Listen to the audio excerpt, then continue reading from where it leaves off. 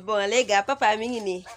Regardez comment il est beau gosse. Bonjour. Démb yéen a ko doon laajte mi ngi ñëw te ngeen bëgg tey daf leen defar acapella bu nice. Bonjour. Bon les gars, papa mi ngi nii.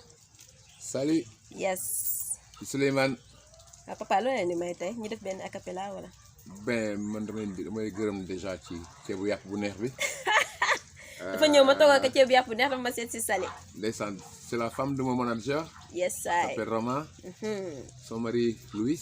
Mhm. Donc on est venu passer un week-end avec eux à Saly. Mu ne ma nag naa ko woyal a cappella pour fans yi. Yes papa ñu def. Sa diggi doole Ndeysaan. ci ngay soog a doore ci ngay soog a jaaxle li nga bëgg dafay bari lu muy laajee Ndeysaan. leneen lu dul doole